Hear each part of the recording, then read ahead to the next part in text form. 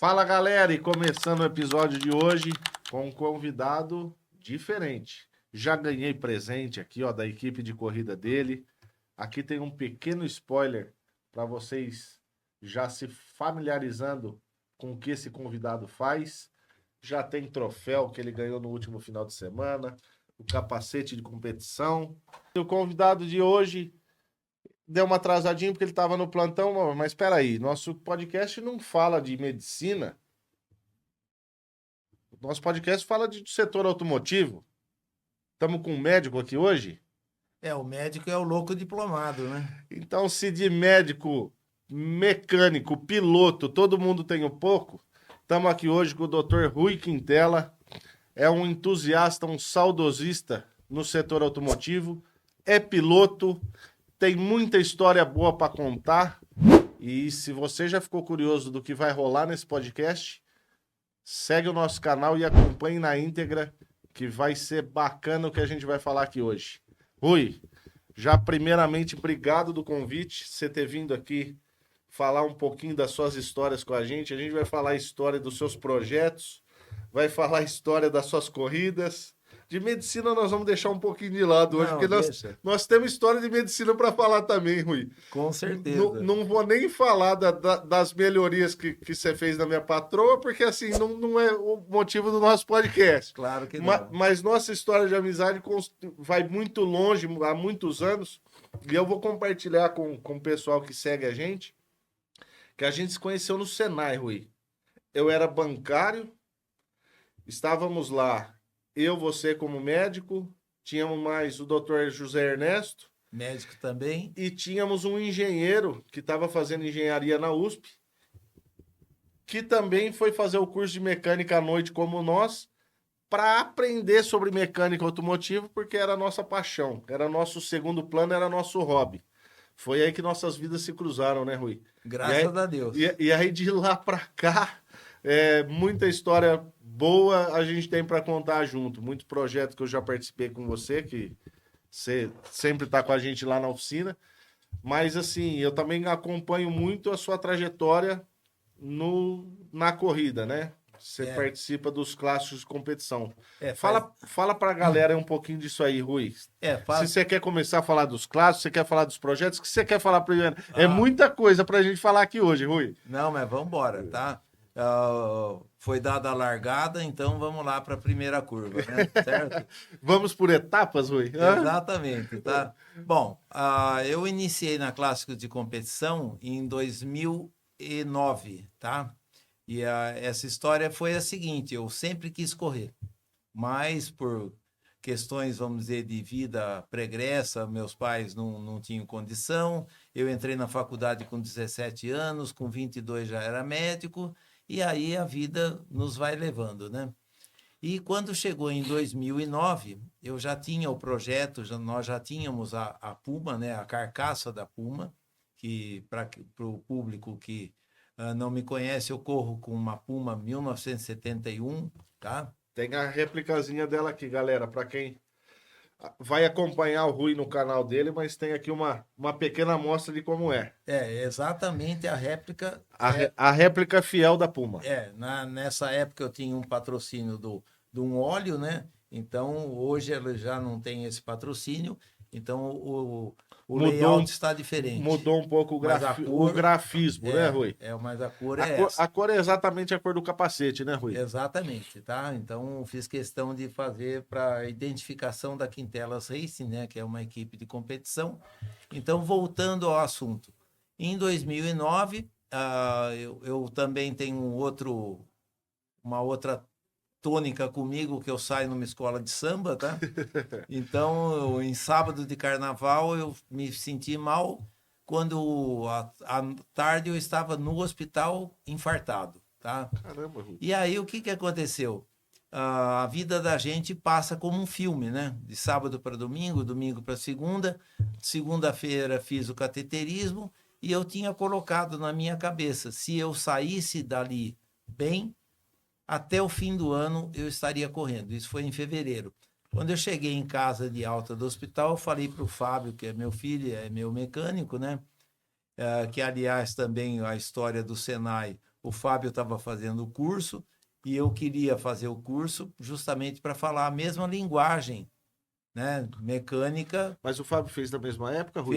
Fez Só que junto ele com a fazia. gente. Ele fazia à noite também. Fez junto com a gente. Fez junto Verdade. com a gente, tá? Verdade. Eram os 2 gêmeos lá de Tirapina, o Fábio, mais esqueço o nome, o rapazinho que na época trabalhava no depósito de gás em Ibaté, tá? Eu Então, não lembro.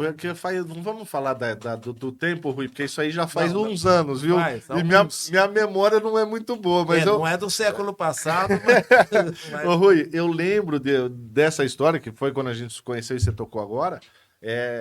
Eu lembro muito vivo na minha memória que, assim, os 4, que era eu, você, os o doutor, diferentes, né? eram os diferentes, porque os outros estavam lá porque iam seguir a profissão, É, né? Eles já trabalhavam em centros automotivos, em mecânicas e estavam lá para aperfeiçoar.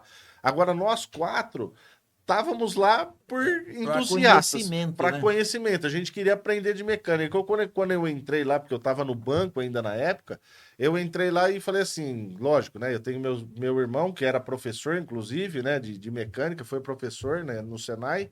Não dava aula pra gente, porque ele era do curso diurno, mas eu queria aprender o que você falou, de falar a mesma língua, eu queria entender, e aí eu falava assim, sempre alguma coisa eu vou fazer em casa. Então eu era aquele cara, vamos dizer assim, meu carro deu tal problema. Não, eu sei resolver. Quando eu entrei foi com esse intuito. Mas vamos lá, Rui, segue na tua história. Bom, aí quando chegou, e eu cheguei em casa e falei, Fábio, até o fim do ano eu quero correr de carro. Aí foi quando nós iniciamos o projeto da Puma. Eu morava ainda no sítio em Ribeirão Bonito, tínhamos uma pequena oficina lá, e aí nós montamos. Na etapa de dezembro do ano de 2009, foi a primeira vez que eu entrei no carro de corrida e no Autódromo de Interlagos dentro da pista. Tá? Não tenho vergonha de falar que foi os 4.339 metros debaixo de lágrimas, né? Então, realmente Foi o foi... mais emocionante E o 57, o numeral 57 é justamente a idade que eu comecei a correr de carro. Mais uma coisa, essa eu não sabia, Rui, essa eu Tá? aprendi Então, agora. por isso que é o 57, Ô, tá? Rui, e quando você pensou em correr, você já elegeu a categoria dos clássicos de competição por algum motivo? O que Foi que pelo foi? seguinte, primeiro, porque era uma Puma. Tá. Tá? Então já era um carro clássico.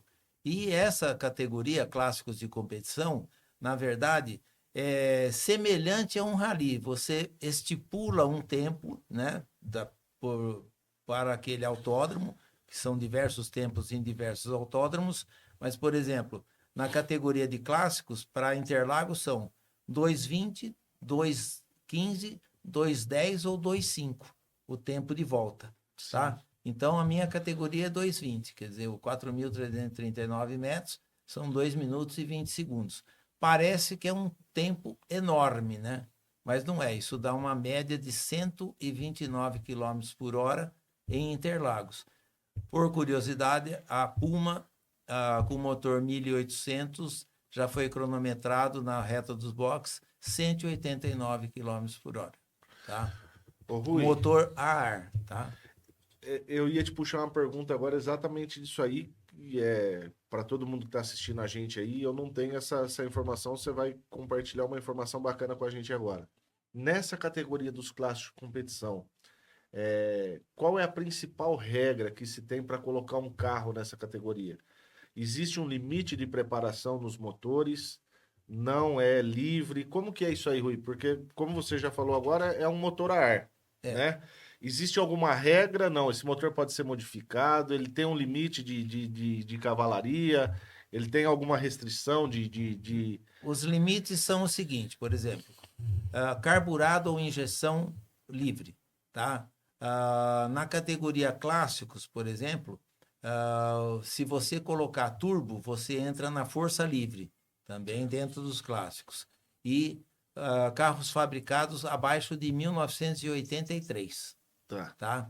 Essa é a regra, É a regra regra. básica. E aí, por exemplo, você pode ir para os modernos. Os modernos aí você pode correr com Celta, com Corsa, com outras carrocerias, vamos dizer, Aí você entra ou na força livre ou na hot, tá? Tá. Na clássicos de tempo, 2:20, 2:10, 2:15 ou 2:05, você entra na clássicos mesmo. Eu corro agora pela Superliga, que também tem a FASP, Federação de Automobilismo de São Paulo, e tem a Superliga. A Superliga foi criada pela Lei Pelé, naquela ocasião da Lei Pelé, porque a FASP ela direciona mais a categoria. A FASP organiza todas as categorias do automobilismo do estado de São Paulo. Certo. Então, desde Porsche, todas as fórmulas, Stock Car, tudo, são todas Reguladas pela reguladas FASP. pela FASP. Só que o que aconteceu? Nós, vamos dizer, que corremos na Clássico, não somos pilotos profissionais. A gente não depende, vamos dizer, os patrocínios que a gente consegue são patrocínios pessoais. E para custear esse custo da prova, né, Rui? Porque não Exatamente. fica barato, né, Rui? Não, porque, por exemplo, no meu caso, eu sou suspeito, porque, por exemplo, o meu mecânico é meu filho. Então, logicamente, eu não tenho uma despesa direta de mecânico. Certo. Mas a maior parte das equipes, vamos dizer, depende do mecânico, que tem um custo X. Aí você tem o custo da etapa, que tem a inscrição, toda a parte de combustível, tá?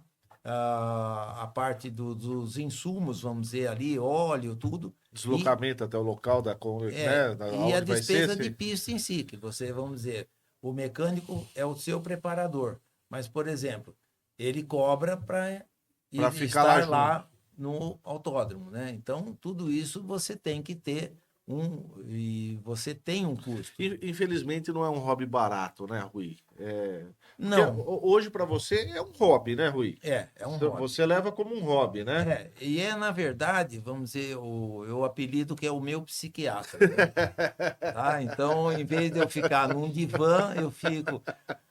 E tanto que nos briefings, né? Para quem não sabe, briefing é aquela reunião de pilotos, quem já assistiu filmes sobre Fórmula 1, tudo, ou acompanhou a vida do Senna, tudo, e as maiores confusões que houveram foi por causa dos briefings, né? Quer dizer, então... O que antecede a corrida, Rui? Exatamente. Então é o que o diretor de prova fala, ó, tá, a pista tá desse jeito, a corrida não se ganha na primeira curva, então todo mundo se respeita. Então esse é o briefing. E justamente o que acontece? No briefing é que você define o que você vai fazer, certo? E o que no briefing o diretor de prova fala sobre as bandeiras, tá? Então, porque qual é a comunicação entre a direção de prova e os pilotos? São as bandeiras, tá? É importantíssimo, vamos dizer. Então... E como não são pilotos profissionais, isso é muito importante, né, Rui? Porque às vezes você vai pegar um piloto que está começando lá pela primeira vez. Exatamente. Primeira, segunda vez, não tem o conhecimento técnico de um piloto profissional, né, Rui? Exatamente. Se bem que, por exemplo, é muito importante o piloto ter autocrítica, né? Porque, por exemplo, se o cara ele acha que ele incorpora qualquer o piloto, vamos dizer que é o ídolo dele, né? Mas não existe milagre. Realmente, você tem que ser o dia a dia. Eu fiz curso de pilotagem, vamos dizer, de aperfeiçoamento com um piloto famosíssimo que foi, para você ter ideia, ele foi o Arthur Bragantini.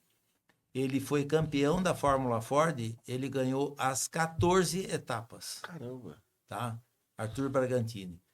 Nós fizemos, o Fábio e eu fizemos curso com ele, realmente ele, dentro da primeira palestra dele foi o seguinte, quantos metros tem o autódromo de Interlagos? Aí todo mundo, 4.339. Ele falou, não, tem 3.950. Todo mundo, mas como tem 3.950? Encolhe? Ele falou, realmente encolhe, desde que você faça o traçado de uma forma inteligente, tá? Então, são aquelas coisas. E você só vai adquirindo isso com o dia a dia. Com a experiência, né, Rui? Exatamente, tá? Eu acho que o que é mais bacana disso aí é exatamente isso, né, Rui?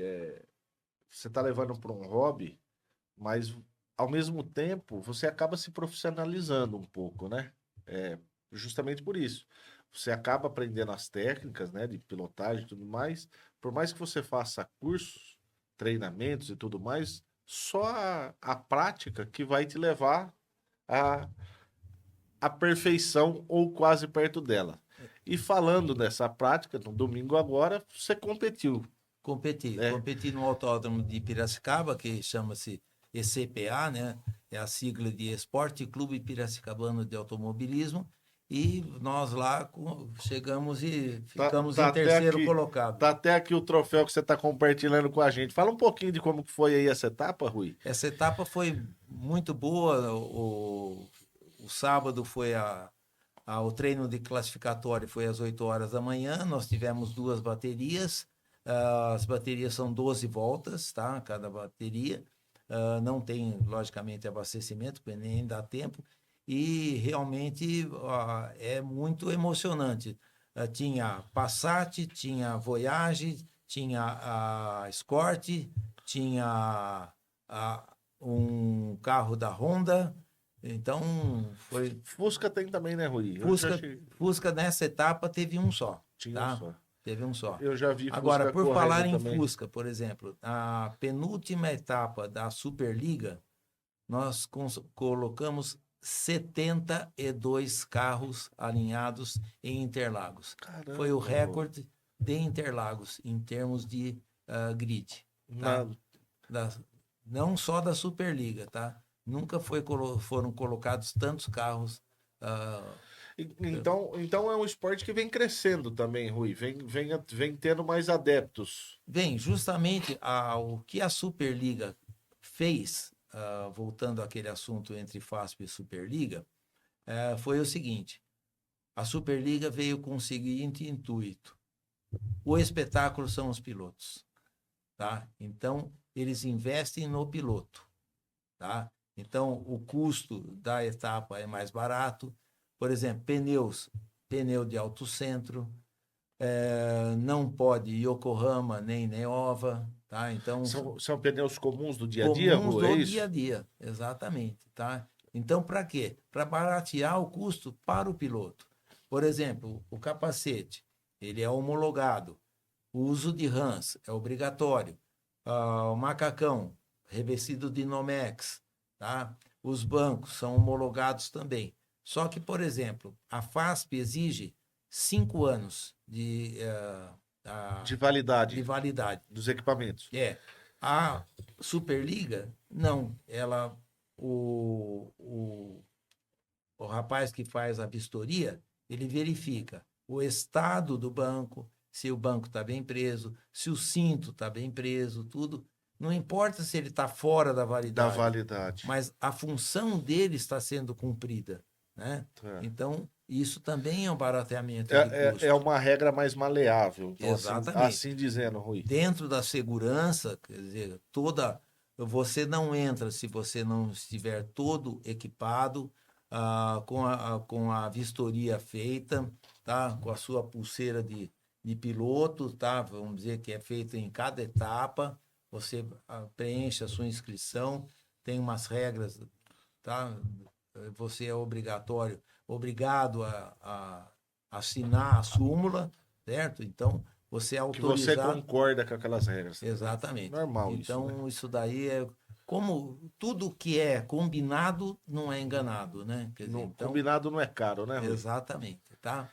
Ô Rui, e de todas essas corridas aí, você já compartilhou um negócio muito bacana aqui, que foi essa primeira corrida sua, né? Que você despertou pro automobilismo por um problema de saúde e você achou no, né, realizou no automobilismo um desejo, um sonho que você já tinha de lá de trás, né? Mas de todas essas histórias, essa eu acho que seria a mais bacana que você tem até hoje, que foi essa primeira corrida que você fez. Mas conta aí pra gente uma história inusitada que você conta de uma corrida aí que marcou.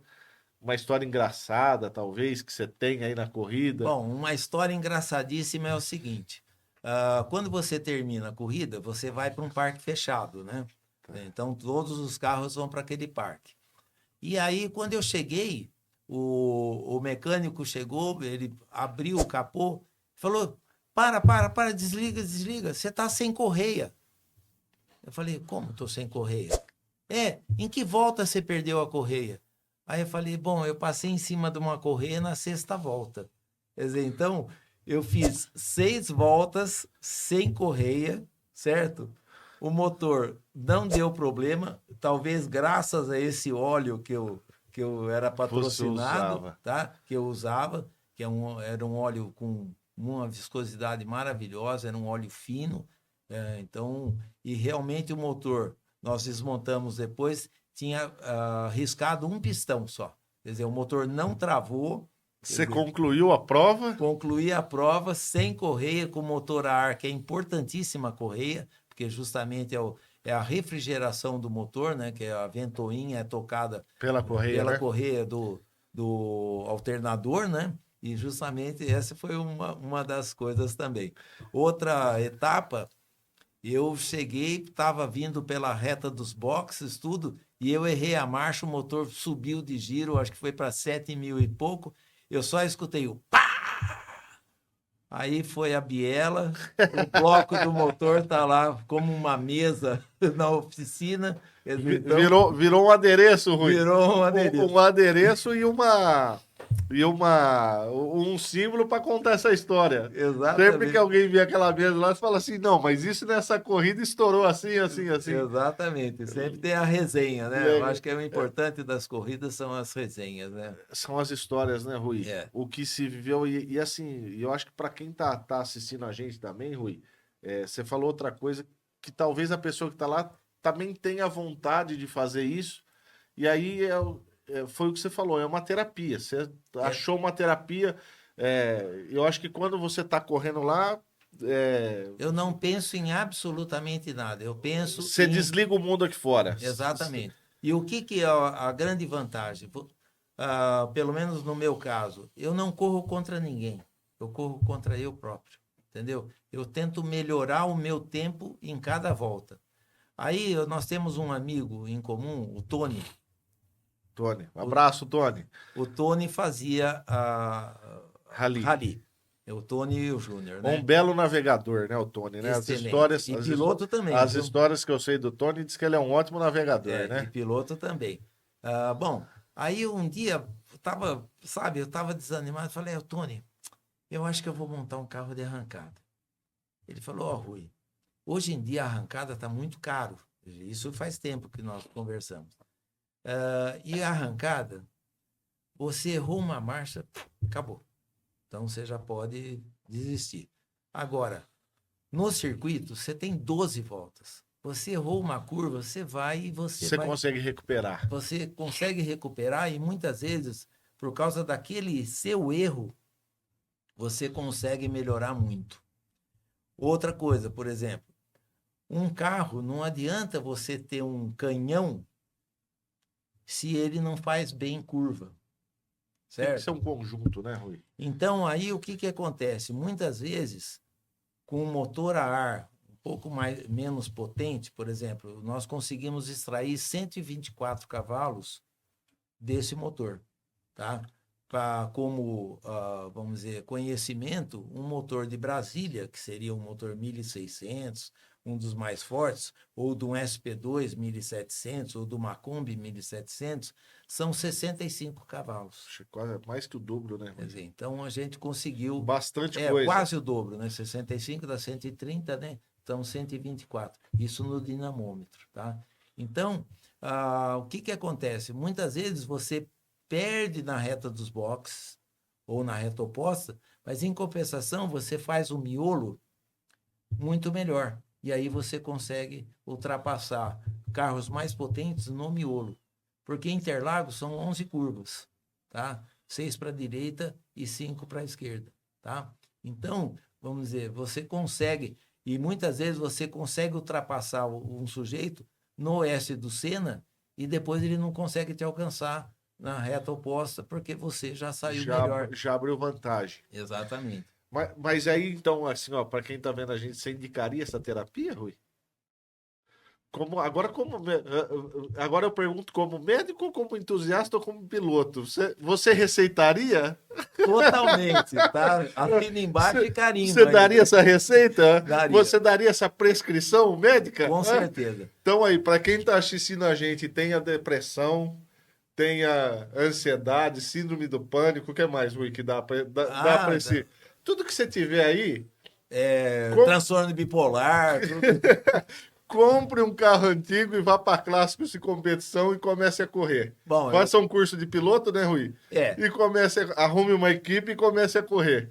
E por falar em equipe, por exemplo, às vezes a pessoa chega e fala assim: ah, mas o investimento é muito alto, onde já se viu, tá, não sei o quê. E principalmente eu vou ter que fazer escondido da minha mulher, né?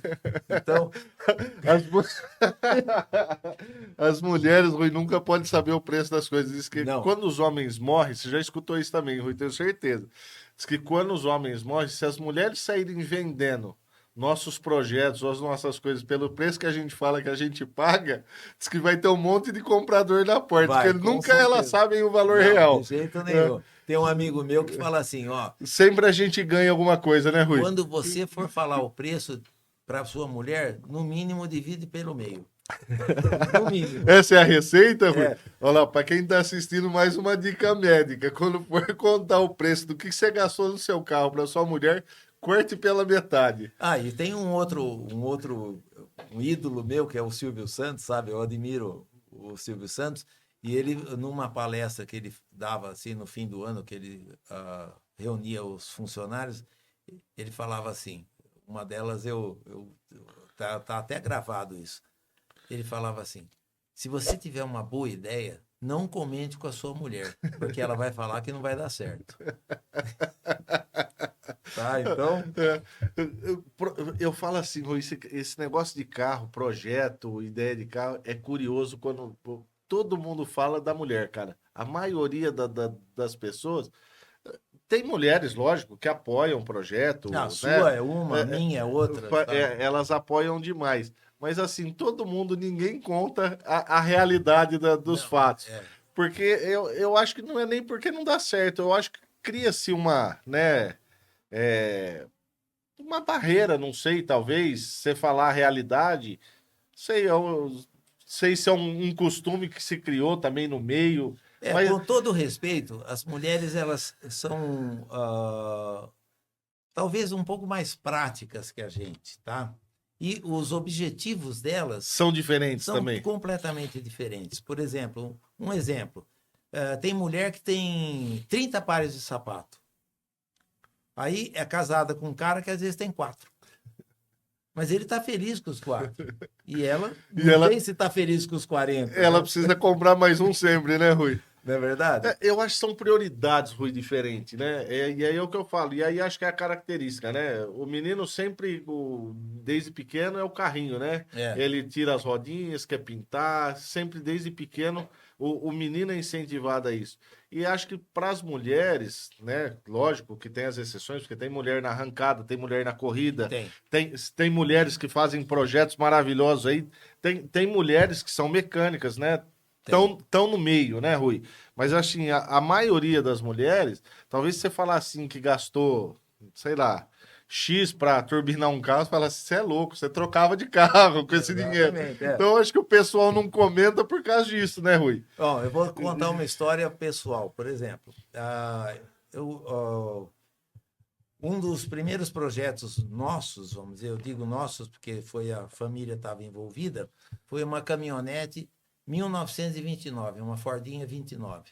Quando eu fui trabalhar em Tirapina, em 93, existia uma carcaça de um carrinho, de uma chimbica, vamos chamar assim, jogada na beira da linha de trem. E você passava lá e via aquela Eu carcaça. passava aquilo lá, ficava me. Aí um dia eu cheguei, parei de frente à casa da pessoa, bati, falei, e esse carro aí? Ah, era do meu pai. Meu pai morreu e tá aí. Falei, e o que vai fazer? Não, tá aí. Bom, aí eu comecei a agitar, fui atrás de uma outra pessoa, falei, ô, fulano, Aquela chimbica lá, ih, doutor, não se mete nisso, pelo amor de Deus. Aquilo lá é. É dor de cabeça. Não compensa. Bom, resultado. A maioria dos projetos não compensa, Rui. Resultado, eu fui atrás, tá? Comprei aquele esqueleto, vamos chamar assim, todo enferrujado. Você imagina, em 93 o carro era 1929. Então você imagina, estava completamente jogado, abandonado. Bom, resumindo a história, nós fizemos a caminhonete.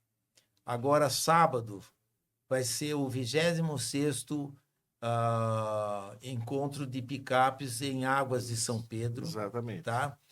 E no primeiro encontro de picape de Águas de São Pedro, essa caminhonete foi premiada.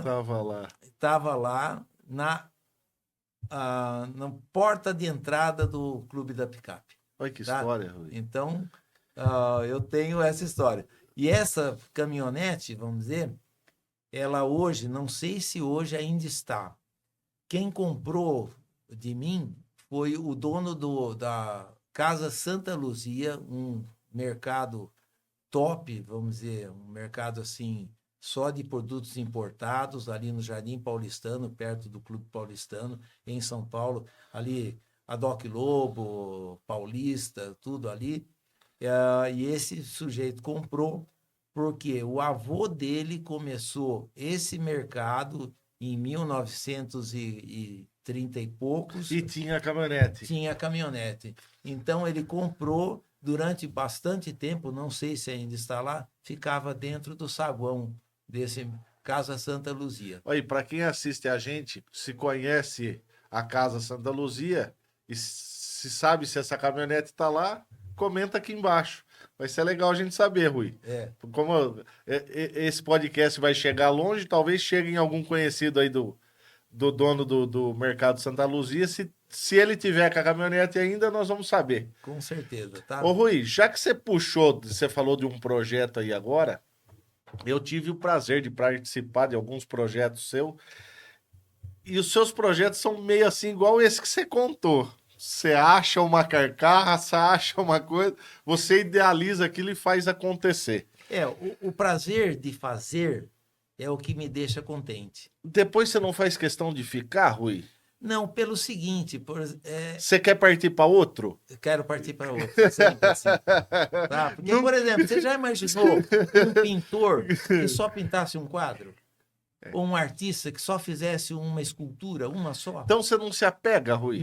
Não me apego. Não eu me apego às pessoas. As pessoas. Sabe, eu sou realmente uma pessoa que adora abraço, adora resenha, adora curtir, adora conversar, entendeu? Mas os carros, você não pega amor. Não pego amor. Porque são coisas, vamos dizer, físicas, né? Vamos dizer. Passageiras, Rui, seria a palavra? Então, o que me motiva é o projeto.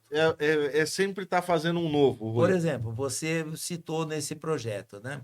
E minha mulher sempre falou o seguinte, depois dessa caminhonetinha, tanto que ela ficou chateada porque os paralamas eram muito podres.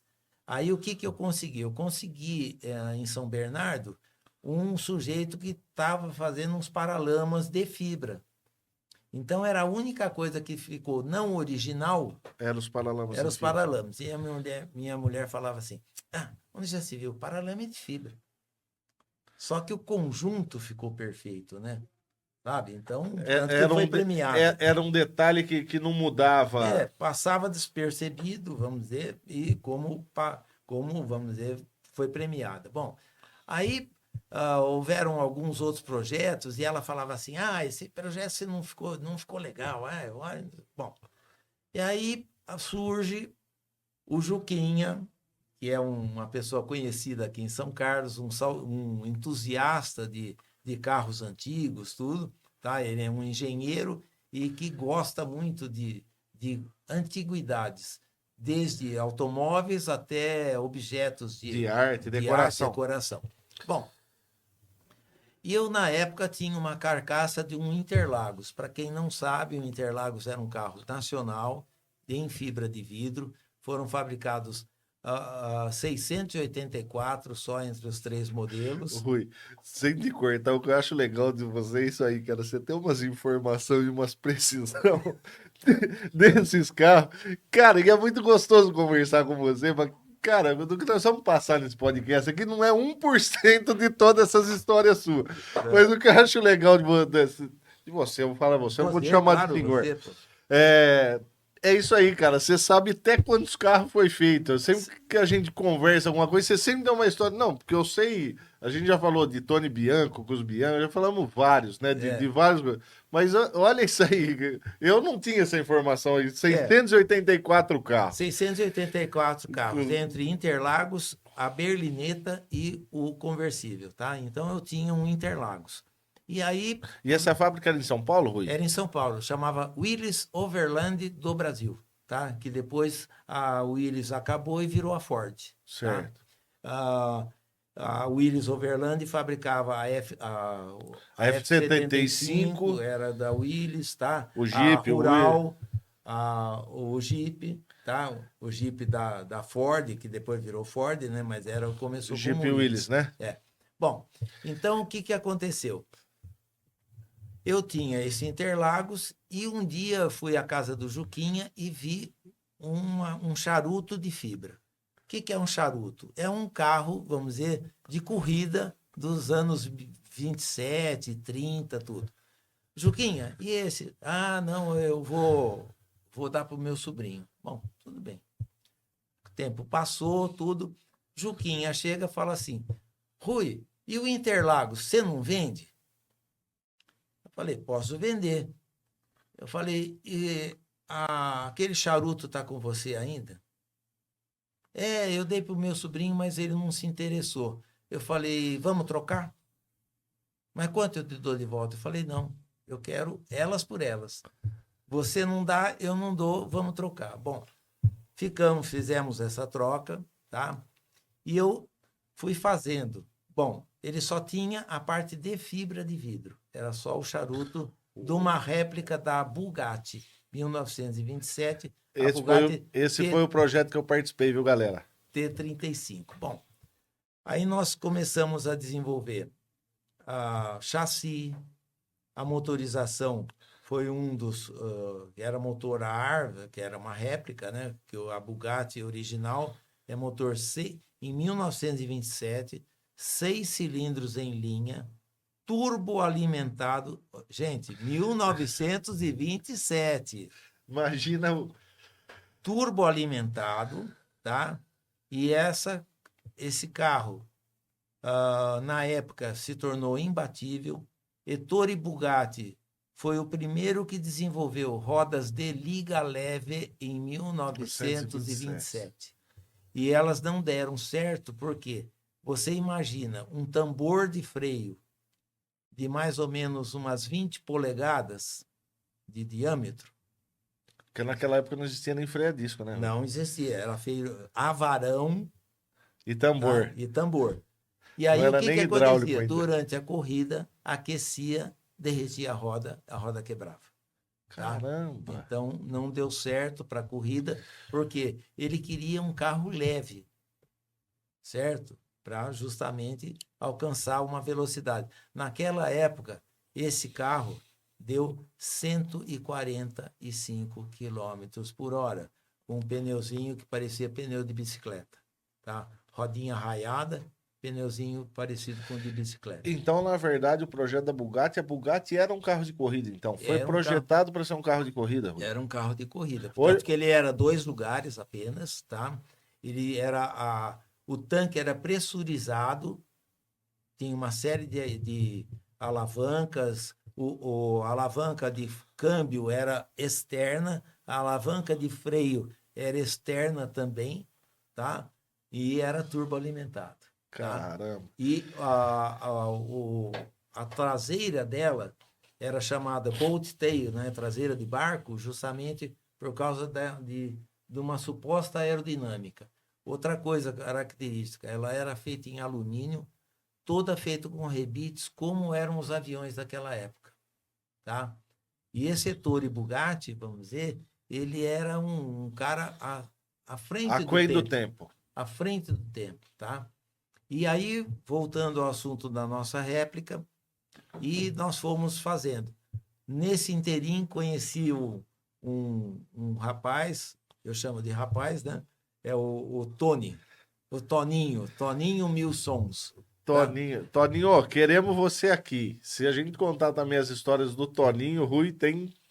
O Toninho é fantástico, né, Rui? Bom, o Toninho é fantástico como pessoa. Bom, ele tocou discoteca na época áurea da discoteca. Ele foi dono de discoteca na Baixada Santista, 16 anos.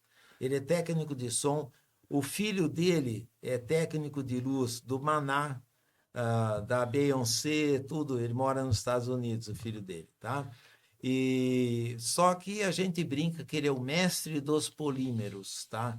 Não existe alguém que tenha tanto conhecimento em fibra de carbono, fibra de vidro ou qualquer outro polímero como ele, Como o Toninho. tá? Não, e o capricho do Toninho para as coisas, né, Rui? Eu tive a oportunidade de presenciar e participar de algumas coisas que o Toninho fez. Eu fico impressionado com a capacidade dele. Não, ele é um perfeccionista e a medida dele são milímetros, tá? Ele não fala em metro nem em centímetros, são milímetros, tá? Então, o que ele desenvolve é dentro da perfeição. E se não ficar perfeito, ele se aborrece, tá? E aí, Conheceu o Toninho, conheci o o Toninho, Toninho abraçou a sua loucura. abraçou a loucura e ficamos 3 anos e meio fazendo o projeto. A R100, que é de uma pessoa pouco conhecida minha, né? Que participou da parte de pintura. Mas não te enrolou na pintura, não, Rui. Não De vem jeito falar que nenhum. o projeto demorou por causa da Não, R100, não, que não foi, não. Não, pelo É. contrário. A pintura foi a coisa mais rápida que teve e uma das coisas que realmente o diferenciou nesse projeto, né? Foi a pintura. Bom, chegou um dia, carro pronto, tudo. Sem te cortar, eu quero o crédito também da cor, viu, Rui?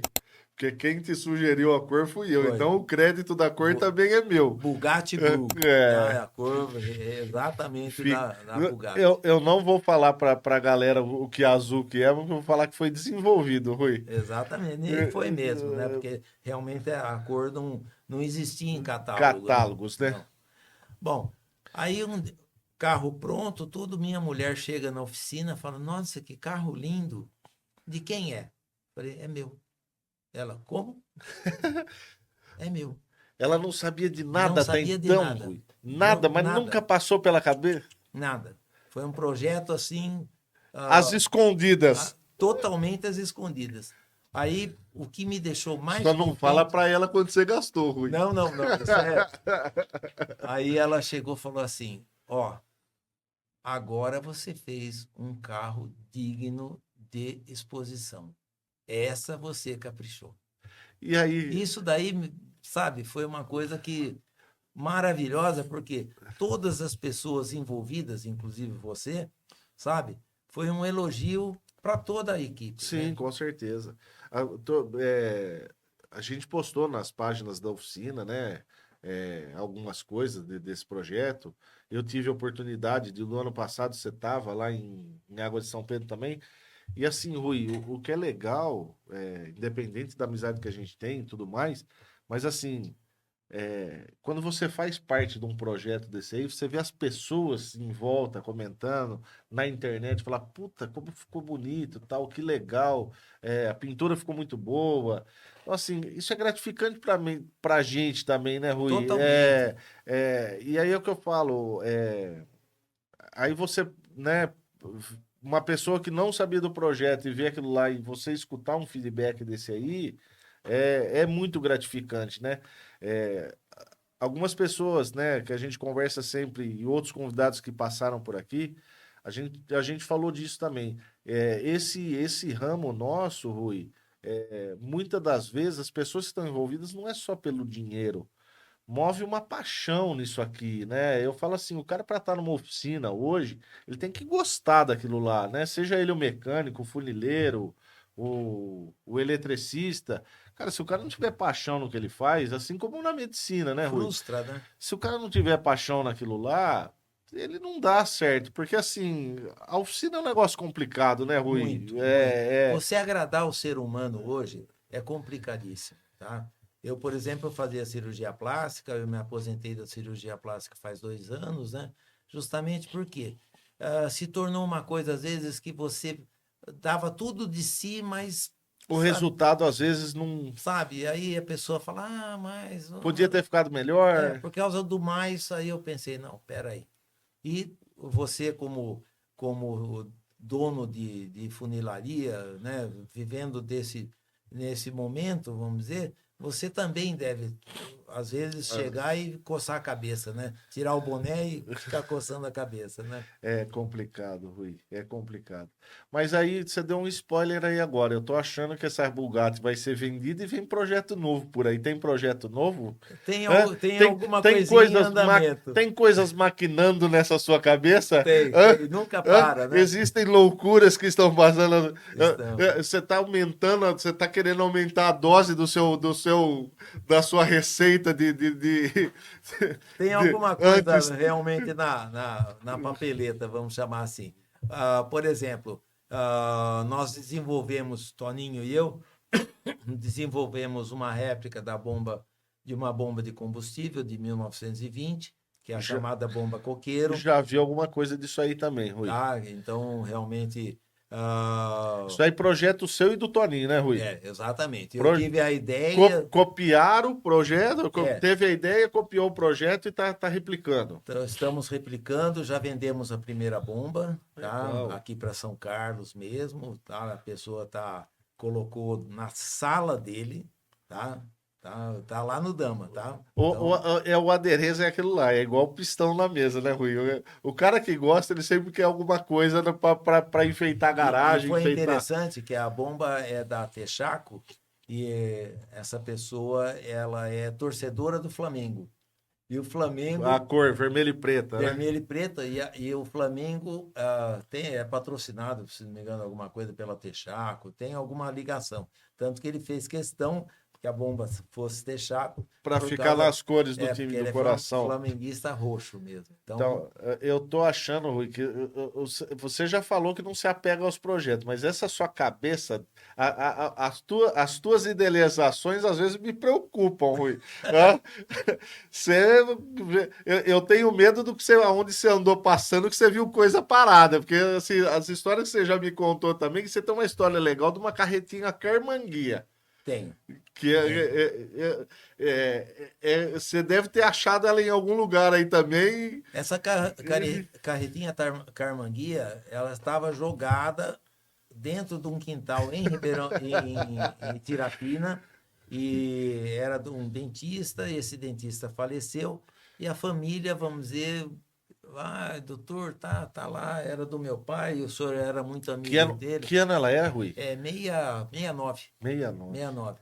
E ela já Tem está, muita gente que assiste a gente aqui que não vai nem saber o que é uma carretinha Carmanguia. Procura no Google aí para vocês verem o que é uma carretinha Carmanguia. foi a primeira carretinha baú. Porque a Carmanguia fazia engate, né, o A Dr. Rui? Carmanguia, ela fazia Ela fez a Carmanguia fez a carroceria da junto com a Carmanguia, Volkswagen, né? Um exatamente. clássico, aí um ícone, né? Para Da... quem não conhece, Guia era um projetista italiano, um desenhista de automóveis, tá?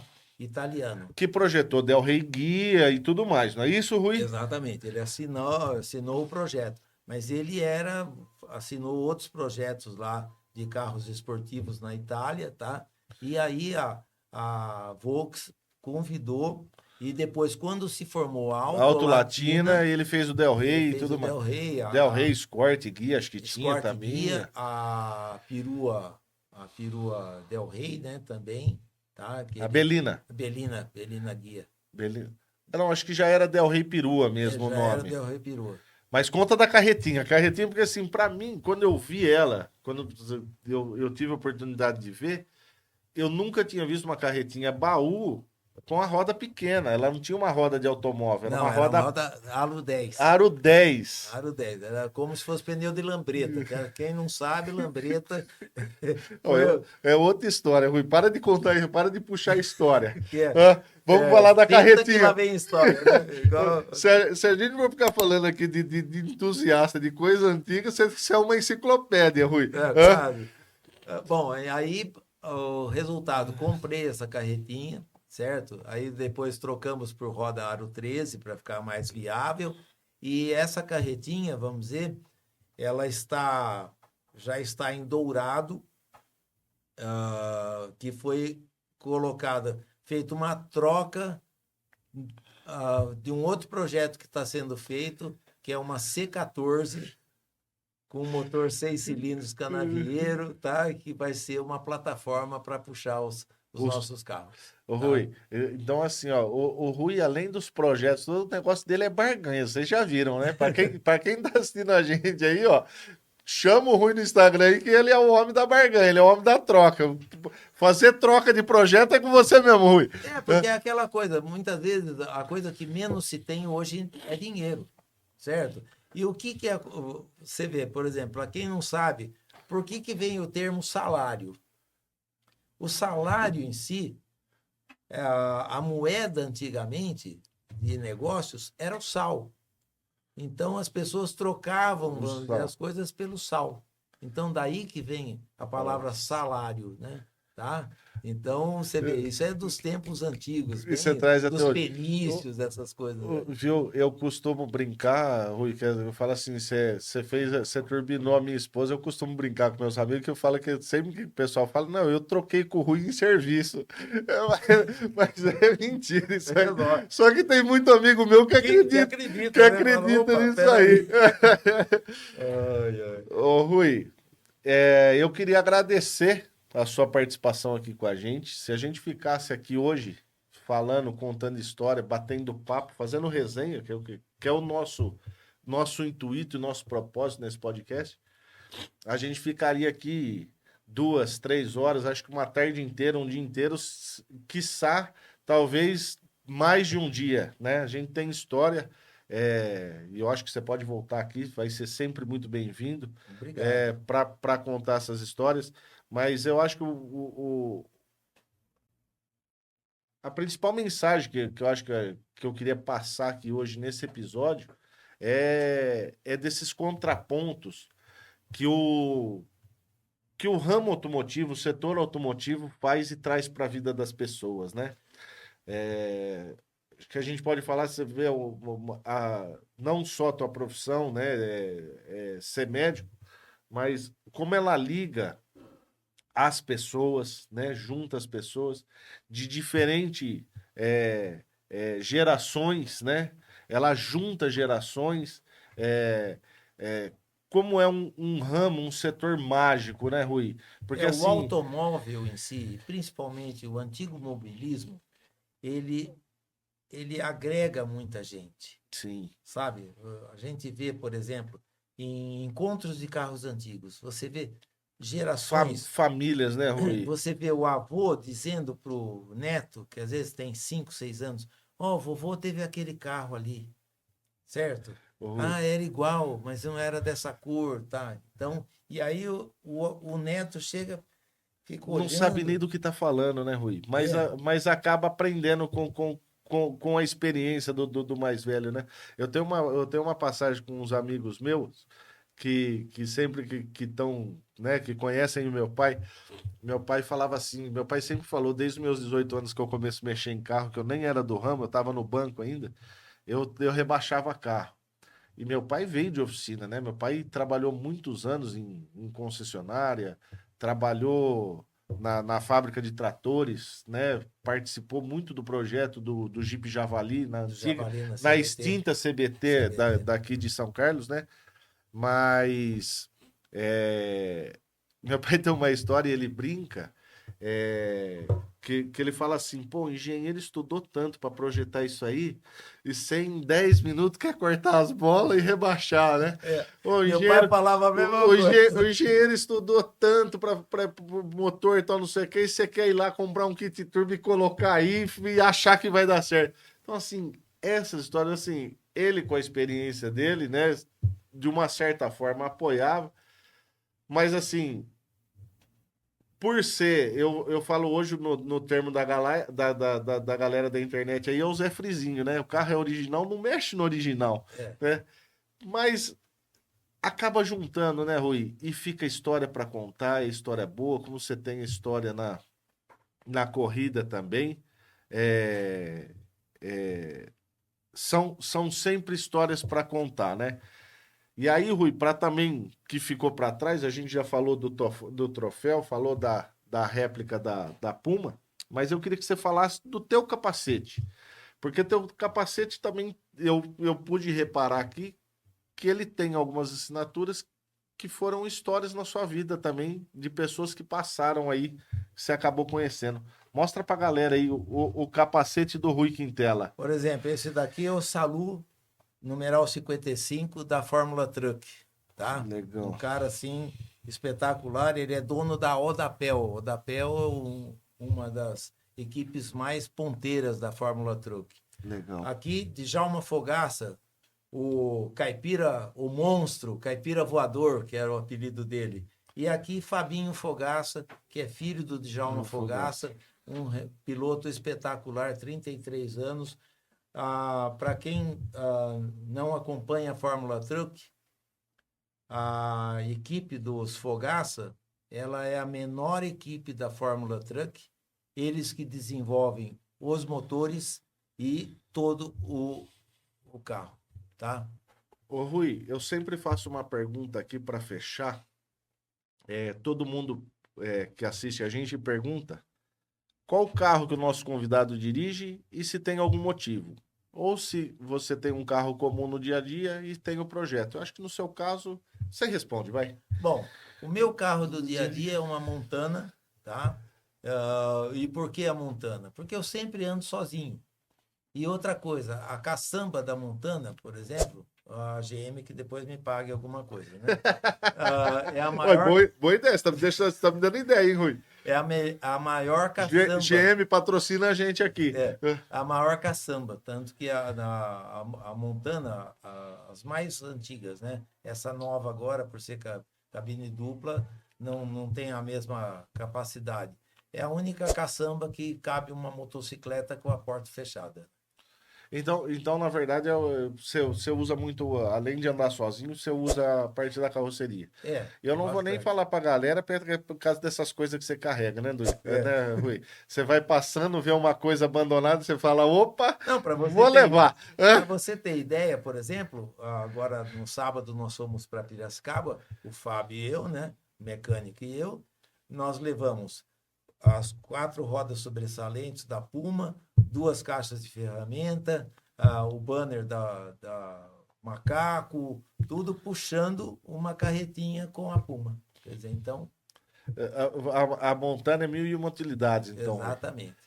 Galera, então foi isso aí. Esse foi o nosso podcast com o Dr. Rui Quintela, piloto, tem um pouquinho de mecânica. Louco, eu não vou falar que você é não, Rui. O louco diplomado. Diz que médico é o louco diplomado, Rui? Eu tenho esse ditado comigo. Então esse foi o nosso podcast com o Dr. Rui Quintela, médico, mecânico e piloto. Vamos deixar assim, Rui?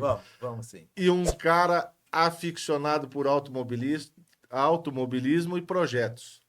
Quem não conhece o Dr. Rui, segue lá Quintelas Race, né, Rui? Isso. Vai ver nas redes sociais do Rui as participações nas provas aí que o Rui tem. E também acho que você posta alguma coisa nos projetos, você deve postar lá também, não posta, Rui? Com certeza. Então, quem quiser acompanhar, acompanha lá na página do Rui. Quem não segue o podcast na oficina, já segue aqui embaixo, que sempre a gente está trazendo episódios novos, muito bate-papo, muita resenha com os nossos convidados. Rui, muito obrigado do seu tempo aí. Obrigado você. Conciliando a tua profissão, né, de médico, que a gente sabe também que é corrida, é plantão, é aquela correria toda. Agradecer que você prontamente atendeu o nosso convite de estar aqui com a gente. Muito obrigado. Fazendo essa pequena, né, resenha, né, Rui? Espero que você volte aí nos próximos para a gente falar mais. Vai ser muito bem-vindo sempre. E é isso aí, galera. Muito obrigado e acompanhe o que rolou aí em todo esse episódio.